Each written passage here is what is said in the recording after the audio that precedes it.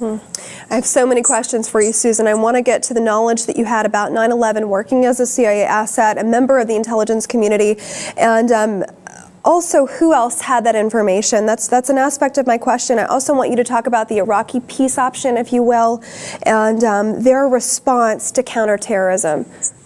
I'll tell you, there were two major issues that caused the feds to come after me so hard. The first was the Iraqi peace option that was hidden from the public.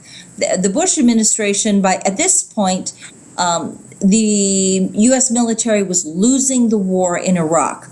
Morale was devastated. It was military soldier personnel were getting blown up.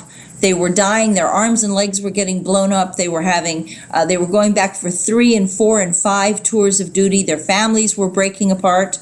And in the middle of this, they were confronted with the fact that there was an Iraqi peace option that would have solved the entire conflict without firing a single shot. You're talking pre-9/11. Yeah, this is before 9/11. This is from this was in the 18 months. This had been developed in the 18 months before the invasion of Iraq.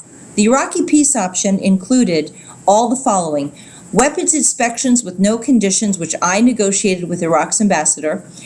Before 9/11, 9 months before 9/11, the FBI was invited to send a terrorism task force into Iraq with authorization to interview witnesses, conduct investigations, and make arrests. Also, after 9/11, Iraq offered to give financial documents pinpointing the cash pipeline where terrorists are hiding their money. Bush refused to send the task force before 9/11 and refused to take the financial documents afterwards. The other part of it was the preferential contracts for rebuilding Iraq. Iraq offered after sanctions, preferential contracts after sanctions. Iraq offered the United States preferential contracts in oil production, new development, the reconstruction of oil pipelines and pumping stations, which had been severely degraded by sanctions. Also, preferential contracts in healthcare, hospital equipment, and pharmaceuticals to rebuild Iraq's healthcare system. They offered to buy 1 million American manufactured automobiles every year for 10 years, which would have been great for Detroit. No bailout, no job loss in crisis, no bankruptcy for Detroit. Everything would have been a different ball game entirely. And also telecommunications. They offered, which was very special to the CIA. They offered to guarantee that U.S. contractors would get all the telecommunications contracts after sanctions. So this was a huge, big deal. And compare the peace dividend to the bankruptcy of the federal government, the hemorrhaging of our treasure, our military personnel, bleeding out on the field, and we were losing the war. And so they became very frightened that this information must not reach the public. The other thing, which is very important, was that my team gave advance warning about 9/11. And I have to say that with a little bit of tongue-in-cheek, because I learned about 9/11 from the CIA. I learned about it in April and May of 2001. My CIA handler called me to his office. He said he had an urgent message to deliver to the Iraqi embassy, and he was seeking any fragment of intelligence involving airplane hijackings and a strike on the World Trade Center as a known target. And he said that if Iraq possessed any this was in April of 2001. If Iraq possessed any intelligence about airplane hijackings and a strike on the World Trade Center and failed to tell us, then we would consider that an act of war, and we would bomb Iraq back to the Stone Age. And I went up to, and of course Iraq had been a long-term resource of mine. They'd always been very, very helpful on terrorism. Saddam Hussein was very frightened of jihadists taking advantage of his weakened economy and his loss of central authority over the country. So he was quite happy always to identify terrorist conspiracies and point stuff out to us. And so when I took this up to him, I took this up to New York. They said, "Oh, well, we've already invited the FBI to send a terrorism task force. Why don't you tell them to come on in?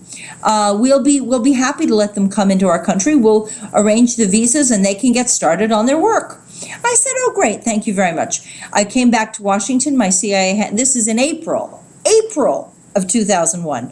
My CIA handler says, "So, what happened when you threatened Iraq? What did they say?" I said, "Well, I didn't have to threaten Iraq. Iraq was very cooperative. They said they'd send a cable to Baghdad and we should go ahead and send in the FBI. They're happy to do this. They want to help us." And he said, "I didn't tell you to be nice to those people. I told you to threaten them. I want you to go back to New York and go back to the diplomats and tell them the message exactly as I have communicated it. Quote, and this is what an asset does. It's not about whether it's fair or not fair, okay? I am a back channel. I am required to communicate that message exactly as it is delivered." And here it was.